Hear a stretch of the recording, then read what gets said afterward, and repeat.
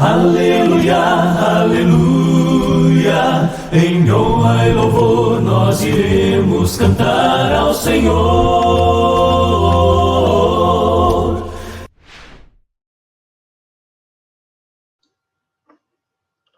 Olá pessoal, Edivaldo mais uma vez. Terminamos a primeira parte da nossa lição e quero incentivar você a dar continuidade no nosso curso, assistindo as próximas partes desta lição, e assim nós possamos continuar crescendo juntos na graça e no conhecimento do nosso amado Jesus. Que Deus te abençoe e te guarde.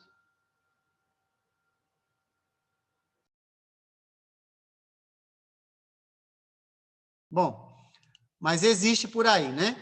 Mas eu queria que você prestasse atenção que o dízimo, quando ele é mencionado, em nenhum momento você vai ouvir falar de dinheiro.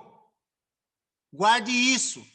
Dízimo é fruta, é animal, é azeite, é a uva, é o cereal, são as ervas, enfim. Menos dinheiro. Aí alguém pode pensar, mas é porque não tinha dinheiro naquela época. Vamos ver se não. Deus não pediu dinheiro para ser dizimado naquela ocasião. Não pediu. É interessante isso, não é? Guarde isso, porque isso vai ser útil, hein? Tá? Os dízimos eram recolhidos no tabernáculo e mais tarde no templo. Esse aqui primeiro o tabernáculo, né, que foi no deserto, e mais tarde o templo. Esse aqui já é da época de Herodes, tá? Esse templo aqui, ó. Mas é o mesmo templo de Salomão. Porém, essa construção ao redor aqui foi feita por Herodes, o Grande, tá? Enfim, só para você perceber. Olha que interessante, olha essa leitura. Vamos lá? Vamos fazer essa leitura aqui, ó. Vamos lá. Estes são os decretos e ordenanças que vocês devem ter o cuidado de cumprir enquanto viverem na terra que o Senhor, o Deus dos seus antepassados, deu a vocês como herança.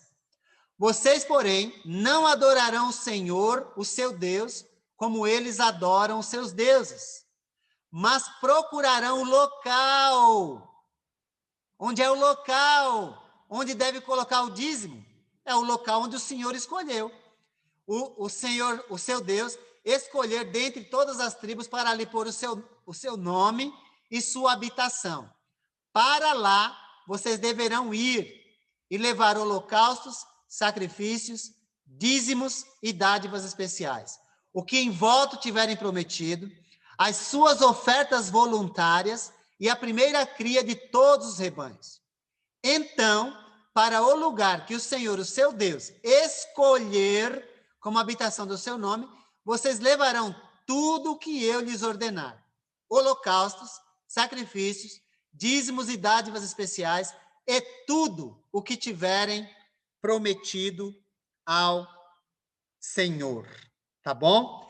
Essa leitura é de Deuteronômio 12, verso 1, 4 a 6, e depois o verso 11. Tá bom? Essa que é a leitura. E continua essa leitura, olha. Deuteronômio. E regozijem-se ali. Ali onde? No local que o Senhor escolheu.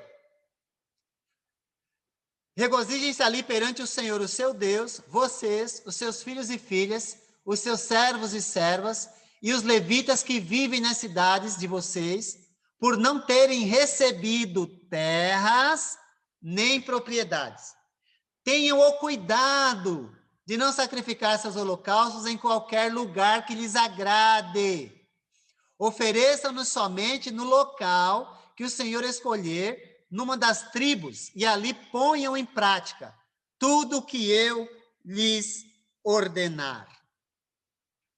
Vocês não poderão comer em suas próprias cidades o dízimo do cereal, do vinho novo e do azeite, nem a primeira cria dos rebanhos, nem o que em voto tiverem prometido, nem as suas ofertas voluntárias ou dádivas especiais. Ao invés disso, vocês os comerão na presença do Senhor, o seu Deus, no local que o Senhor, o seu Deus, escolher. Vocês, os seus filhos e filhas, servos e servas, e os levitas das suas cidades. Alegrem-se perante o Senhor, o seu Deus, em tudo o que fizerem. Tenham o cuidado de não abandonar os levitas enquanto vocês estiverem na terra. Então, nós percebemos aí, justamente, que os dízimos eram recolhidos no tabernáculo e mais tarde no templo, e o templo foi construído no local que Deus escolheu, que é Jerusalém. Era lá onde devia ser levado o dízimo. E nós vamos ver mais sobre isso, olha. O dízimo, então, era uma característica especial da relação entre Deus e o povo escolhido de Israel. Então, nenhum estudante pode negar a necessidade do dízimo sob a lei de Moisés. Tem uma observação aqui do Odair, vou ler, tá? Uma observação. Eles guardavam no tabernáculo animais, frutos da lavoura, era tudo perecível. Como será que eles agiam com isso? Eles guardavam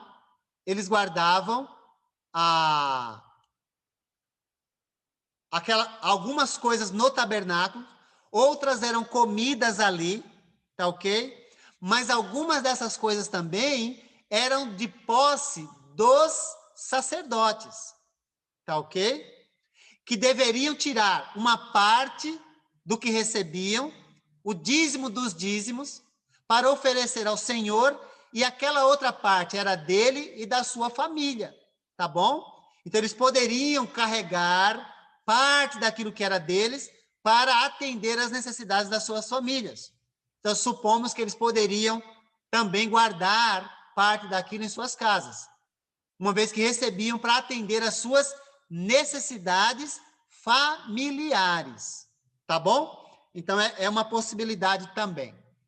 Mas havia local no templo mais tarde para guardar essas coisas também. Ok? Então vamos lá. Olha Deuteronômio 14, do 22 ao 29. Do 22 ao 29. Separem o dízimo de tudo que a terra produzir anualmente.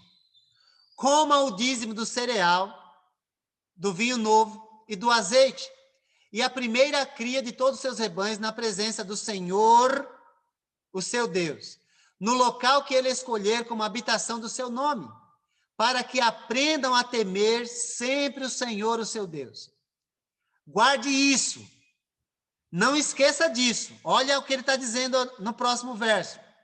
Mas, se o local for longe demais, e vocês tiverem sido abençoados pelo Senhor, o seu Deus, e não puderem carregar o dízimo,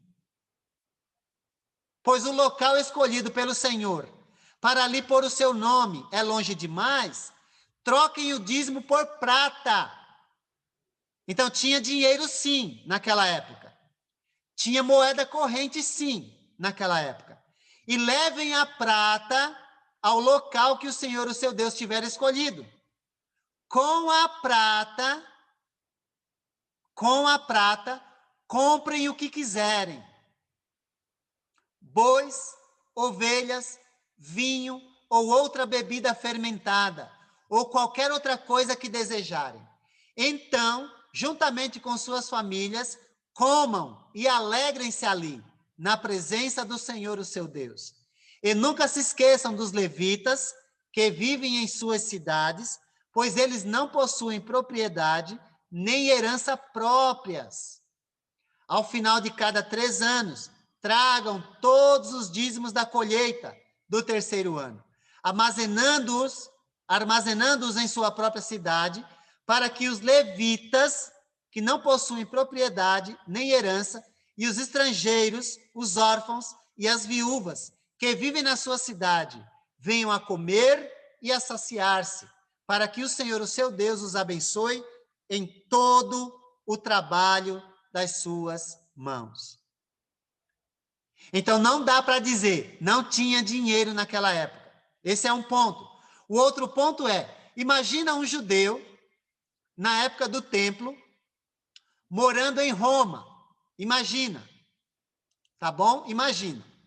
E ele foi abençoado pelo Senhor, mais ou menos uns 2.000 quilômetros de distância. Como é que ele vai levar bois, ovelhas, cereal, azeite para Jerusalém? O local que o Senhor escolheu para entregar o dízimo. Deuteronômio 14 oferece a solução.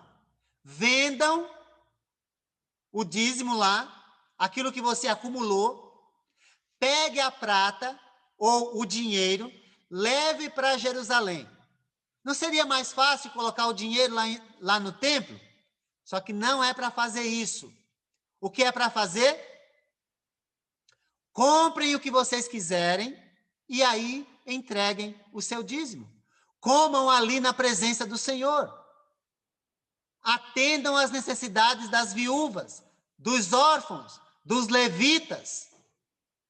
Deu para entender? Então não é questão de não tinha dinheiro.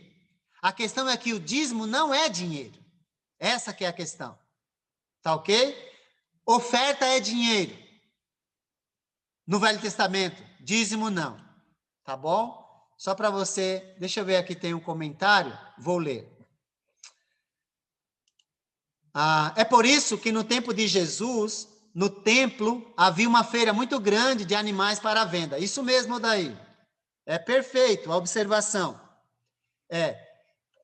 E isso causou problema, né? Causou problema, porque Jesus, ele viu que eles estavam praticando comércio até no templo, e não era para fazer isso, não é? Até nas proximidades ali, ou no pátio do templo. Enfim. Bom, sempre que as pessoas se referem à lei de Moisés, é importante lembrar que Deus deu essa lei aos israelitas, descendentes de Abraão, especialmente escolhidos.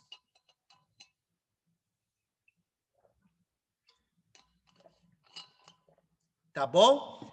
Então, a manutenção dessa lei era necessária para mostrar que eles eram um povo separado. Você sabia que Deus, ele formou a sua nação como sua propriedade, e a nação deveria ser uma nação de sacerdotes.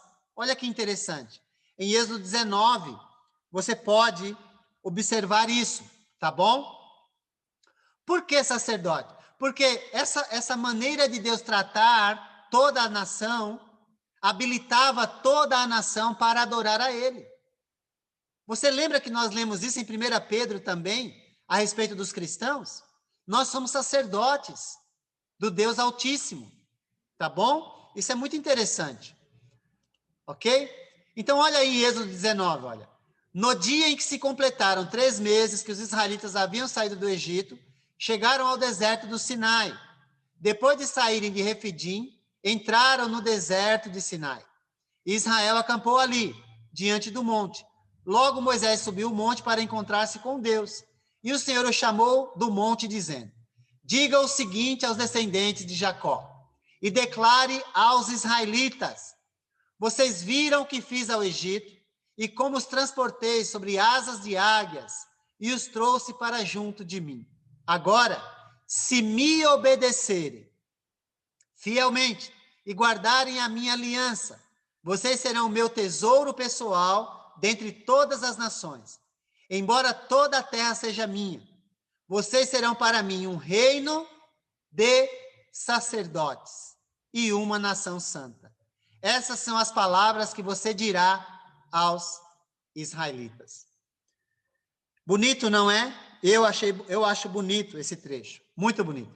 Deuteronômio 26, do 16 ao 19. O Senhor, o seu Deus, lhe ordena hoje que sigam os decretos e ordenanças, Obedeça-lhes atentamente, de todo o seu coração e de toda a sua alma.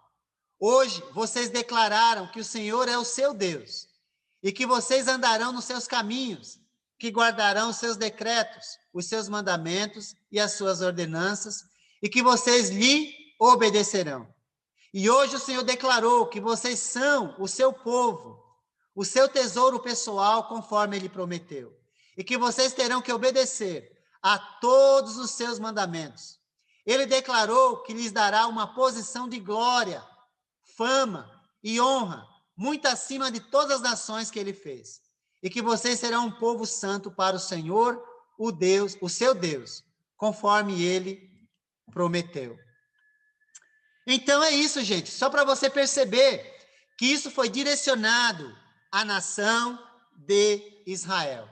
Estes mandamentos do dízimo foram parte da lei de Moisés, que o Senhor tinha prescrito a Israel. É o que Neemias vai dizer muitos anos depois, centenas de anos depois, quando o povo, depois de escravizado em Babilônia, retornou para reconstruir o templo e a cidade de Jerusalém, que haviam sido destruídos pelos babilônios. Ele diz: quando chegou o 7º mês e os israelitas tinham se instalado em suas cidades, todo o povo juntou-se, como se fosse um só homem na praça, em frente da porta das águas. Pediram ao escriba Esdras que trouxessem o livro da lei de Moisés, que o Senhor dera a Israel. Tá bom? Só para a gente realmente frisar. Tem algumas observações, eu vou ler aqui. Vamos lá. Deixa eu ver quem é primeiro. Isso, tinha o gasofilácio para depositar as ofertas lá. Ok? A Giovana, ela diz assim: antigamente os levitas recebiam parte do dízimo como sustento. Atualmente os pastores recebem salários para assumirem a posição. Esse salário recebido por eles é correto? Bom, Giovana, em 1 Coríntios capítulo 9, o Paulo ele vai dizer assim: olha, aqueles que pregam o evangelho, que vivam do evangelho. Então não é errado, não é errado. Agora, fazer só por esse motivo, isso é errado, porque aí esse tal pastor, ele acaba se tornando um mercenário, e aí muda completamente a figura. Mas se a igreja, ela entende que necessita de manter uma pessoa para esse fim, é lícito, é correto, tá bom? É lícito, é correto, ok? Isso é 1 Coríntios capítulo 9. Aqueles que pregam o evangelho, que vivam do evangelho. Veja bem, não como fazer por dinheiro. Depois você lê 1 Pedro 5, 1 Pedro 5, de 1 a 4, que lá tem a resposta sobre essa questão do dinheiro, tá bom? Não deve fazer por isso, por esse motivo. Mas se a igreja ela entende essa necessidade e envia uma pessoa, ou um evangelista, ou mesmo um dos pastores, lembra que não pode ser um, nós já falamos isso, não pode ser um, tá bom? Mas se houver os pastores e a igreja entender que ela deve mantê-los para eles dedicarem tempo integral naquele trabalho, é um alvo muito lícito, tá? Inclusive, nós vamos falar disso no final da aula que vem sobre esse assunto. Bom, Malaquias viveu na mesma época que Neemias. Ele era um judeu e pregava aos judeus, tá bom? Nós já lemos uma advertência, a palavra do Senhor contra Israel por meio de Malaquias. Ele viveu sob a lei de Moisés e encorajou outros israelitas a serem obedientes a essa lei, tá bom? Nós lemos já lá, mas ele diz em Malaquias capítulo 2, olha: então vocês saberão que fui eu que lhes fiz esta advertência, para que a minha aliança com Levi fosse mantida. Diz o Senhor dos Exércitos: a minha aliança com ele foi uma aliança de vida e de paz. que na verdade lhe dei para que me temesse. Ele me temeu e tremeu diante do meu nome. A verdadeira lei estava em sua boca e nenhuma falsidade achou-se em seus lábios. Ele andou comigo em paz e retidão e desviou muitos do pecado. Porque os lábios do sacerdote devem guardar o conhecimento e da sua boca todos esperam a instrução na lei. Porque ele é o mensageiro do Senhor dos Exércitos. Mas vocês se desviaram do caminho e pelo seu ensino causaram a queda de muita gente. Vocês quebraram a aliança de Levi, diz o Senhor dos Exércitos. Não temos todos nós o mesmo Pai? Não fomos todos criados pelo mesmo Deus? Por que será então que quebramos a aliança dos nossos antepassados, sendo infiéis uns aos outros? Lembrem-se da lei do meu servo Moisés.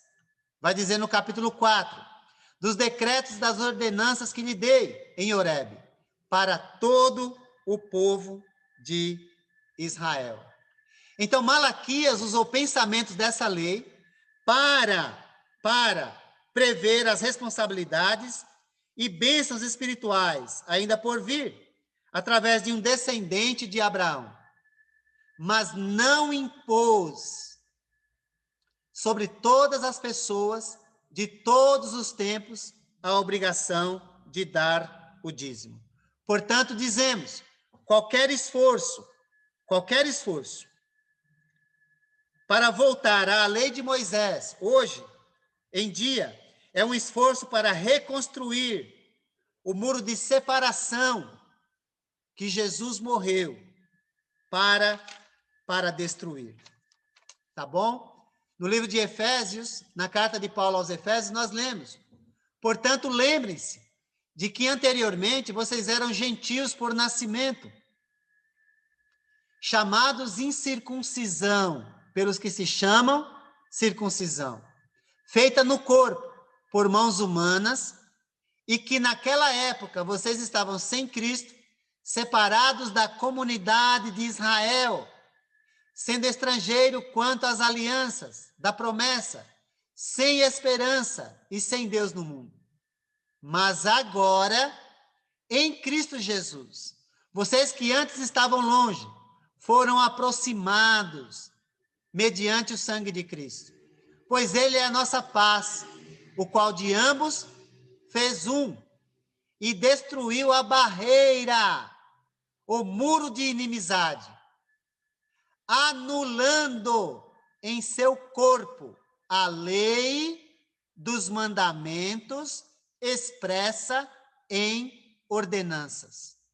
O objetivo dele era criar em si mesmo, dos dois, um novo homem, fazendo a paz e reconciliar com Deus os dois em um corpo por meio da cruz, pela qual ele destruiu a inimizade. Espero que esteja dando para você acompanhar o raciocínio. Certamente, os verdadeiros seguidores de Jesus não vão querer anular seu sacrifício só para acumular dinheiro no tesouro da igreja. Portanto, nós afirmamos, no Novo Testamento, não temos mais levitas, não temos mais tabernáculo ou templo central, onde é a sede da igreja de Deus. Onde é? Nós vimos em Hebreus capítulo 8, que ele reina dos céus. Não tem sede terrena na terra. Nós falamos isso já, né? Portanto, não temos mais os dízimos, como no Velho Testamento. Tá bom?